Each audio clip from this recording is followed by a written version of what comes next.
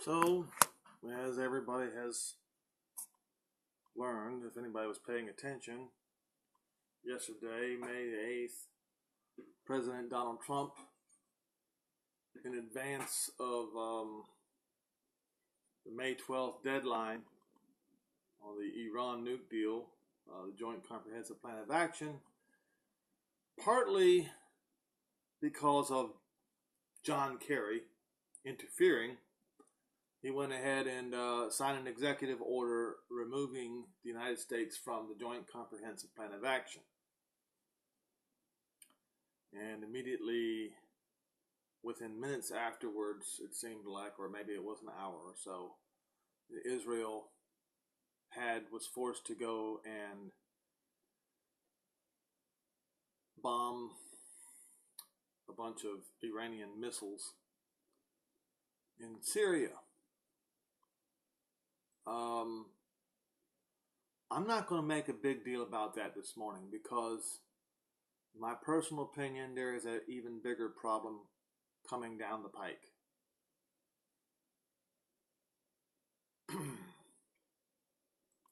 going to show you something that I've been fuming about for the last few months. This is on Haaretz, and the title is, "We Took Jerusalem Off the Negotiating Table," Trump says alongside Netanyahu in Davos. All right.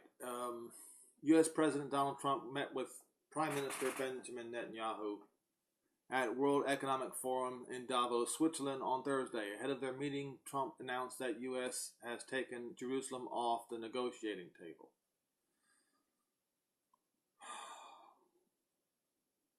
You know, that should be the end of the matter, folks. A truthful, upright man would say that is the end of the matter. What's going on? What's going on here? Anything, okay, it's written. All right, let's go look it up. Let your yeses be yes and your noes be no.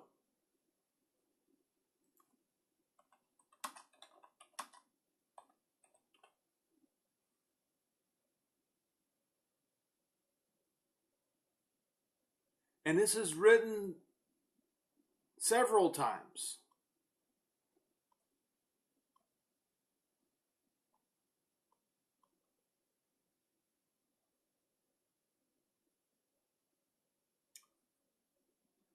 King James Version. "But above all things, my brethren, swear not neither by heaven, neither by the earth, neither by any other oath, but let your yeses be yes, and your no be no, lest you fall into judgment."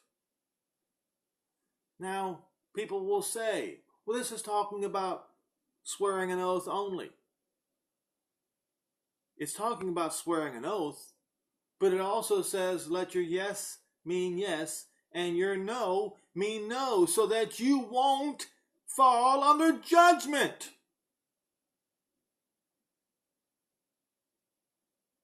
So, Mr. Trump, when he said, "We took Jerusalem off the table," Jerusalem is now off the table.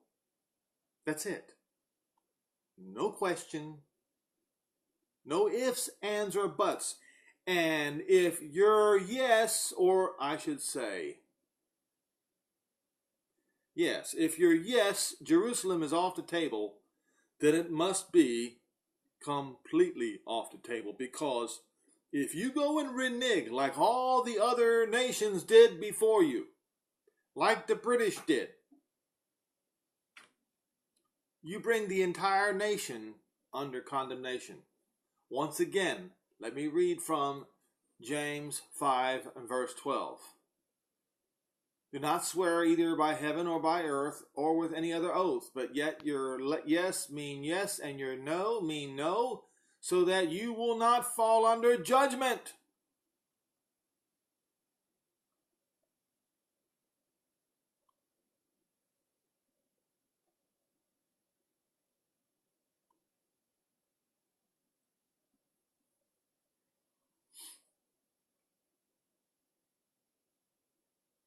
So,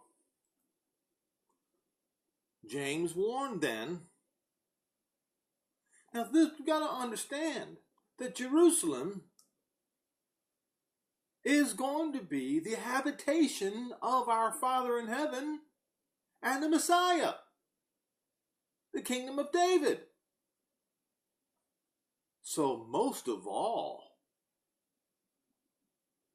on anything on this earth, you may not swear for it or against it, buy it, and you may not renege on it. So, I will continue.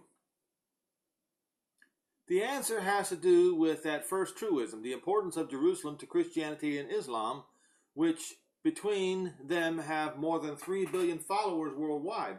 For Christians, Jesus, their Messiah, which is a false Messiah, by the way, they claim died in Jerusalem and came back to life there, because there is no such person named Jesus or Jesus that fits the description. And I've gone over this how many times, proven it, that Israel's Messiah's name is Yehoshua, not Jesus or Jesus. They can trace his genealogy back to King David, who established united monarchy in Jerusalem, and whose descendants, according to the Hebrew Bible, will include the Messiah. For Muslims, Jerusalem, specifically the farthest mosque, identified with the Al-Aqsa mosques, was the designation of the Prophet Muhammad on his false prophet Muhammad on his night journey from where he ascended to heaven to speak with God. For each of these religions, there is a spot in the old city of Jerusalem that is most sacred, and it is the focus of their strongest, deepest passion and commitments. For Jews, it is the Holy of Holies, whose precise location is no longer known, making the entire Temple Mount holy ground. For Christians, it is Calvary, where they claim Jesus was crucified, for which a majority of followers is situated in what is called today the Church of the Holy Sepulchre. For while Muslims, Al-Aqsa has come to refer to the entire Haram al-Sharif, the Arabic name for the Temple Mount. The earliest Zionist leaders, many of whom were secular, were ambivalent about Jerusalem. They didn't care. Theodor Herzl described envisioning the capital of his Jewish state being on Mount Carmel in the north. In his 1989 book, Jerusalem, City of Mirrors, Amos Elan describes how Herzl and how cultural Zionist theorists Ahad Ha'am and young David Ben-Gurion, among others, were all discomfited by the city and Jews' connection to it. Elan also quotes historian of Zionism Anita Shapiro, who characterized the feeling of Zionist pioneers toward the city as no better than reactionary. When the United Nations on November 29, 1947, gave its imprimatur to a plan to divide Palestine into 2 states, one Arab and one Jewish, it famously left Jerusalem, which at the time had a large Jewish majority, out of the equation, intending and its surroundings, including Bethlehem, to become an internationally administered separate territory, a corpus separatum. The Jews accepted the plan, and Ben-Gurion noted that the loss of Jerusalem as a part of sovereign Israel was the price we had to pay. Keep that in the back of your mind. For a state in the rest of the land. When the Arabs rejected the partition plan and launched the war on Israel, the latter no longer considered itself bound by the boundaries set by the UN plan. During its War of Independence, Israel improved its strategic position in most parts of the country, and in Jerusalem, when the ceasefire lines were drawn, Israel occupied the western part of the city, and the Jordanians the city's east, including the Old City, which is real Jerusalem, where the Western Wall and the Temple Mount are situated. Israel had fought for Jerusalem, and now it is not about to give it up. Officially, the UN stuck with its internationalization plan. Please remember that phrase, internationalization plan, because I'm going to point something out to you. After the war, but both Israel and Jordan preferred to leave the city divided. A no man's land ran through the center of the city, and a barrier and a passage from one side of the other to the other was severely limited. If the city had been under international control, everybody would have had access to all of its parts, including the holy sites. Although attempts were made by Jordan and Israel to come up with an agreement on Jerusalem, both sides took unilateral steps that made it unlikely that agreement would be reached. Israel annexed western Jerusalem to its territory in December 5th, 1948, and declared the city its capital a week later. Jordan followed by annexing East Jerusalem on December 13th and also named Jerusalem as a second capital. You see what happened here? Jordan, not Palestine, Jordan deliberately, falsely, in a serpentine fashion, declared Jerusalem as its second capital. Jordan did. So, this whole notion that a second capital be on Jerusalem grounds was reactionary against what Israel properly did.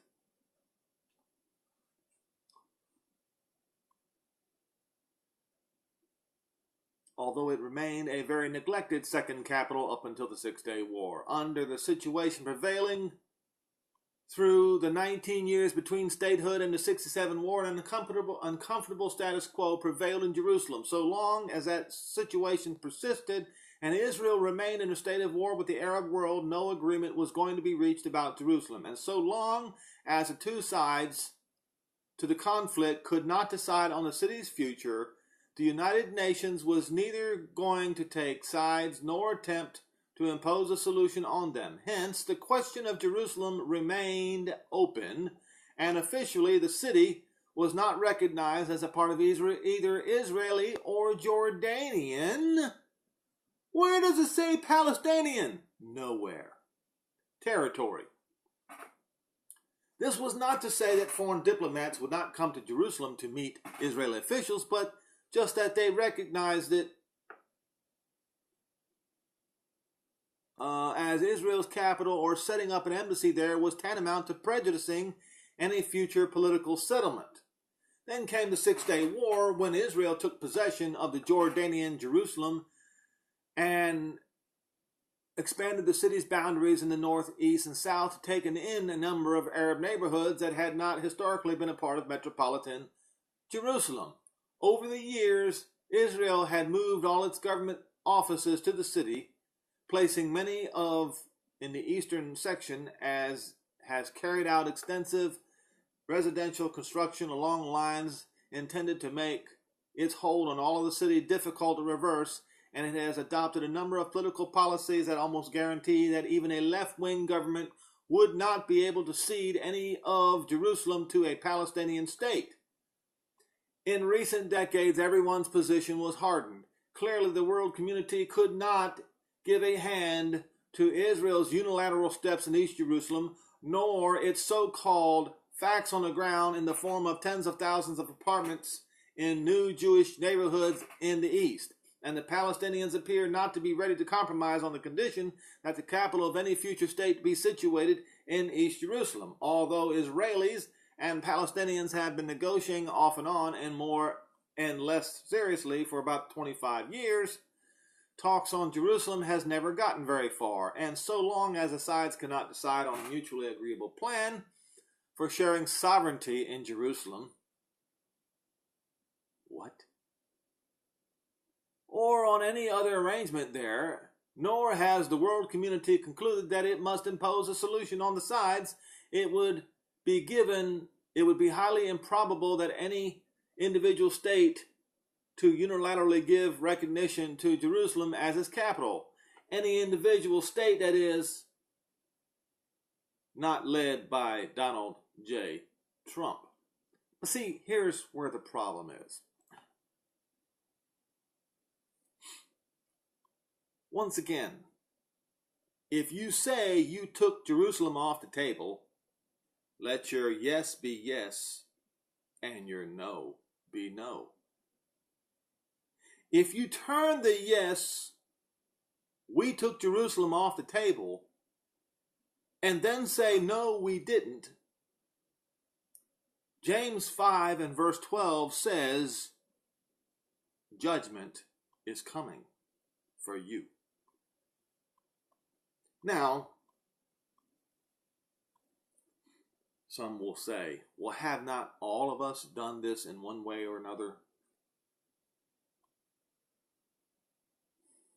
It is one thing to mistakenly do it on a penny or a dollar. It is quite another thing to do this in the most holy location on the earth.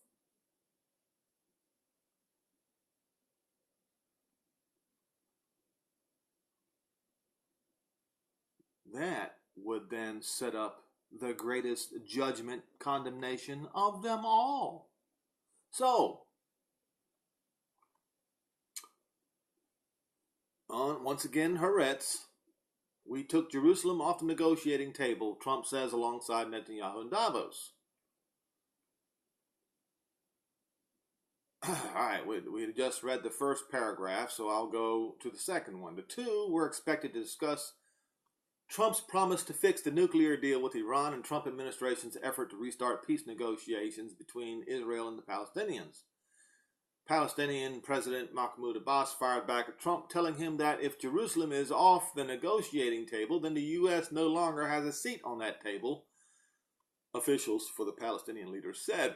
Speaking to media before his meeting with Trump, Netanyahu noted that this is the first time the two are meeting after Trump recognized Jerusalem as Israel's capital. I want to say that this is a historic decision that will be forever etched in the hearts of our people for generations to come.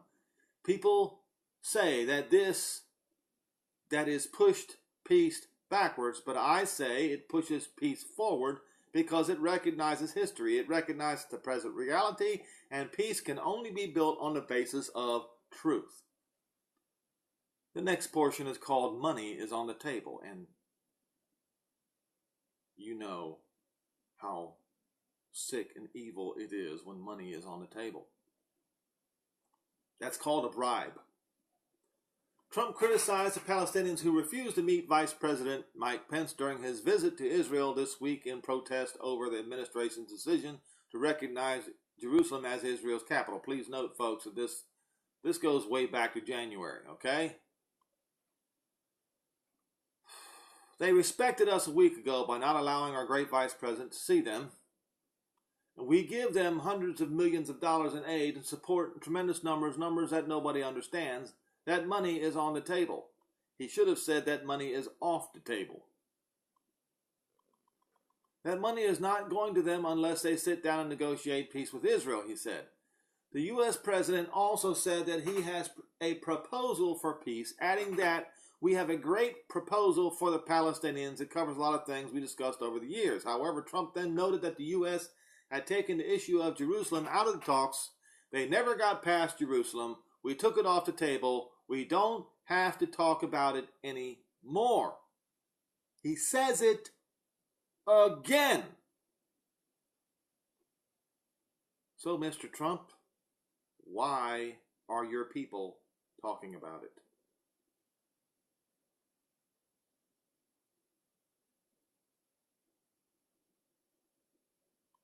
Now, so right after he makes a statement, we don't have to talk about it anymore, turning to Netanyahu, he said, you win 1 point, and you'll have to give up some points later in the negotiation if it ever takes place. I don't know that it ever will take place. So in mid-sentence, or at the end of a sentence and beginning with a new sentence, the double talk begins.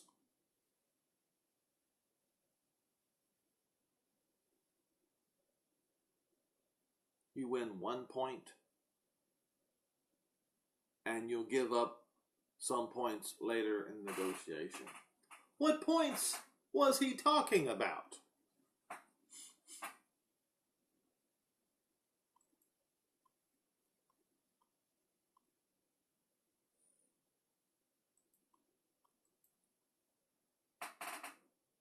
Let's see if I can find that article.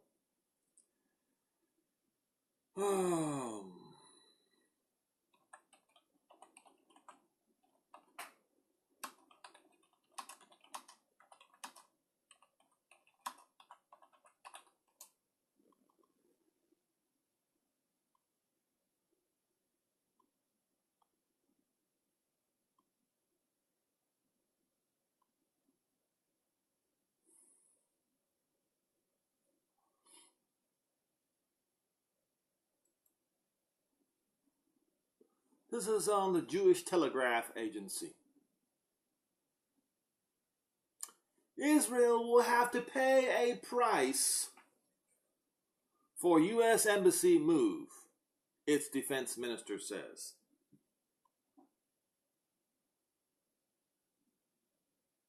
No, folks, Israel will not have to pay a price. Let your yeses be yeses, and let your no's be no, so you do not come under judgment. May the 6th, this was 3 days ago, Israeli Defense Minister Avigdor Lieberman says his country will have to pay a price for the U.S. decision to move its embassy to Jerusalem from Tel Aviv. There is no free lunch, Lieberman told Israel's Channel 2 Saturday night program Meet the Press. He added that the opening of the U.S. Embassy in Jerusalem will come at a price, and it is worth paying, and we should welcome and be prepared to pay a price. In other words, what he is saying is that when he made his trip to Washington, D.C. last week, they told him what this peace plan was going to be.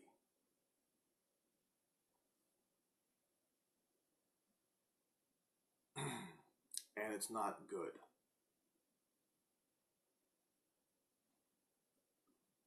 So we will go find that.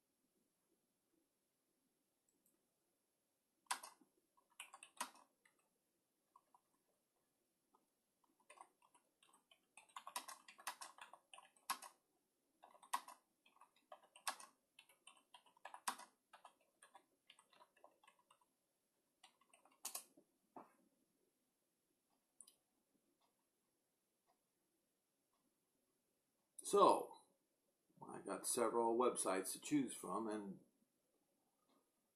I think I will go with IsraelNationalNews.com.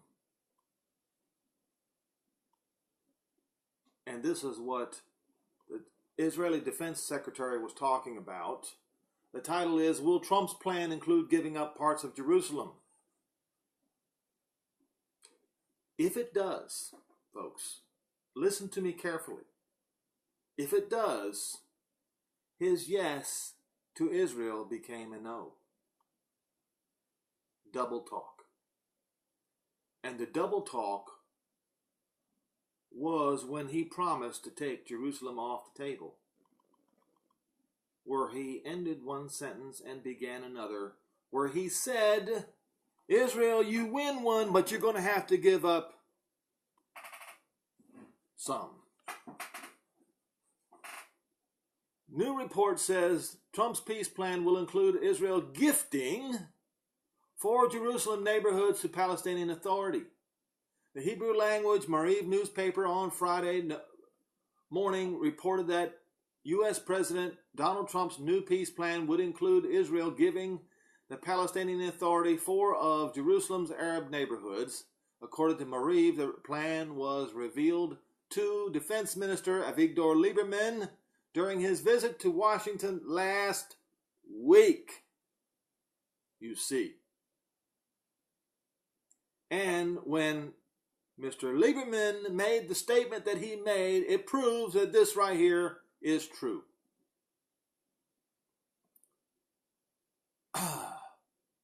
Listen carefully. The 4 neighborhoods are Shuafat, Jabal Mukhaber, Asawiya, and Abu Dis. These neighborhoods would form the capital of a future Palestinian state. Under the plan, Jerusalem's old city would be recognized as international territory. So essentially what they're saying is, are you ready for it? Israel would have to give up Jerusalem. That's right. So, if this is true, then President Donald Trump is on the other side, the side of judgment, condemnation. The report also said the plan included a promise of unconditional support from the White House for any of Israel's efforts against the Iranian nuclear deal. This support includes diplomatic support in international forums if Israel decides to act directly or whatever. Okay, so I have something to say about this, folks. To the President of the United States, to all the leaders of this world, including to the leaders of Jerusalem,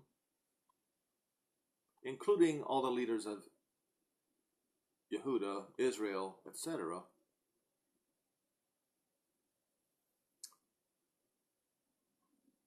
The old city is not for negotiation. The old city belongs to Jehovah, our Father in heaven. It cannot be negotiated. Anyone who tries to do so is going to be cut to pieces, as is written in the prophets. Furthermore, according to James 5 verse 12, let your yeses be yes and your no be no. Otherwise, you will fall under judgment. Now, when it comes to the most holy site on the earth,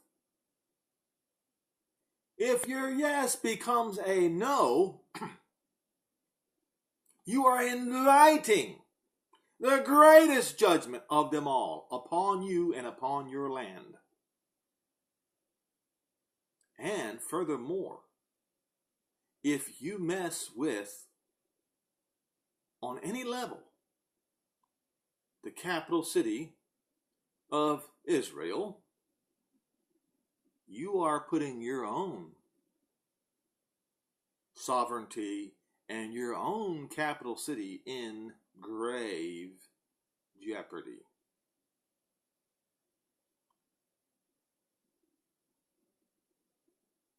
So, I'm telling you right now, this Iranian, the Joint Comprehensive Plan of Action is not near as big a deal as what's probably coming down the pike next. The apparent theft of the old city. And I'm going to tell you, it's not going to work, folks. Zechariah, let's see. Is it this right here?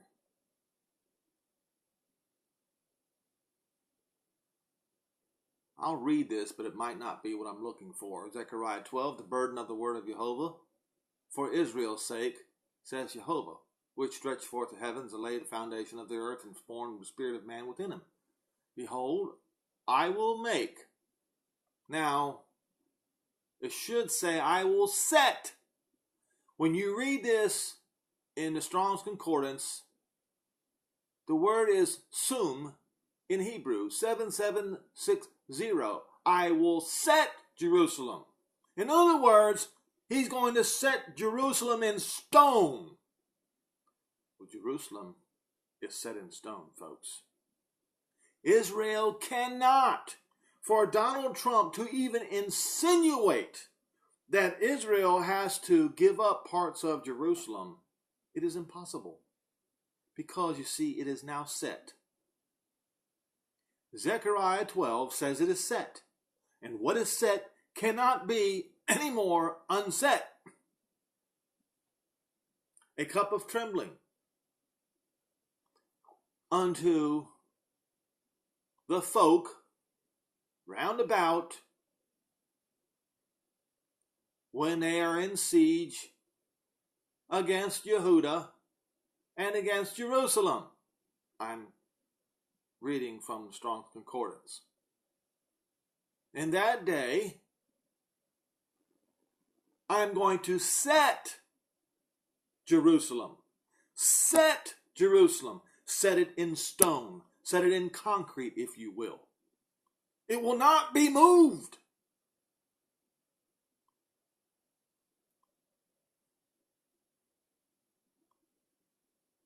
A load, a burdensome stone for the folk.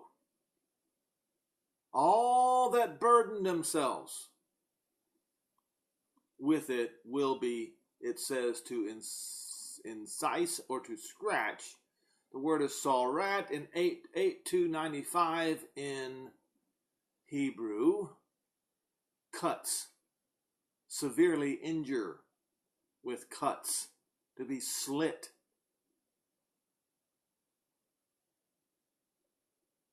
You're going to be cut up. What does that mean? Does that mean that there are going to be civil wars inside your country?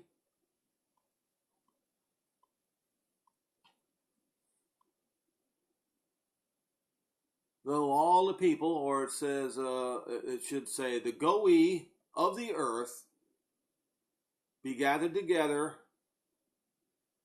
to be gathered together. In that day, saith Jehovah, I will smite every horse with astonishment and his rider with madness, and I will open my eyes. In other words, the sun is going to begin to shine down on Jerusalem. Isaiah 60. Read it, verse 1. So when he says, I will open my eyes on the house of Judah, it's like Judah and Jerusalem's sun is going to shine. And it is written in Isaiah 60 in verse 1 and verse 2 that darkness is going to cover the Gentiles. So here we read, and I will smite the horse, every horse of the folk, the Gentile, the Goyim, with blindness, darkness. Light upon Judah and Jerusalem, and darkness upon the Gentiles. Read Isaiah 60, verses 1 and 2. And the governors of Yehuda shall say in their heart, the inhabitants of Jerusalem, strength in Jehovah of hosts, their Elohim. So they will call out to the name of Jehovah in that day. And it is written in the latter part of Joel 2, and all who call upon the name of Jehovah shall be saved, shall be delivered. Now listen, in that day, I will make the governors of Yehuda like a hearth of fire among the wood, and like a torch of fire in a sheaf, and they shall devour all the people round about on the right hand. Who's on the right hand? The West. That's right. The Western nations. And on the left hand. Who's on the left hand? Iran. And many Muslim nations, the Shiites more specifically, but the Muslims on the left side and the Christians on the right, basically. So Yehuda is going to devour the Christians and the Muslims. That's right. The West and the East. The right hand and the left. And here is the one that I'm looking for, folks. I don't care what the President of the United States says. I repeat, I don't care what the President of the United States says. What I care about is what is written here in Zechariah 12 and verse 6. And Jerusalem shall be inhabited again in her own place, even in Jerusalem. You know what that means, don't you? That means the old city. What it means is the old city is not up for negotiation. What it means is the old city is set in stone, cannot be moved.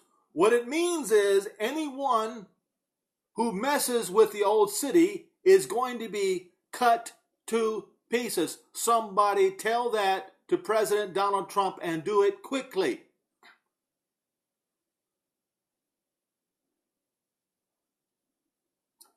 The words of the prophet Zechariah shall stand, and anyone who tries to adjust, to fiddle, to screw with the truth in Zechariah 12 will face judgment, and according to Zechariah 12 will be cut to pieces.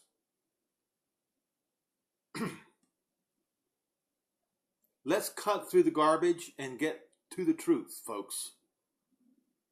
Your yeses must be yes, and your no must stay no when dealing with Jerusalem. Otherwise, a curse is coming. I don't know how I can explain that any simpler. The truth, the whole truth, and nothing but the truth.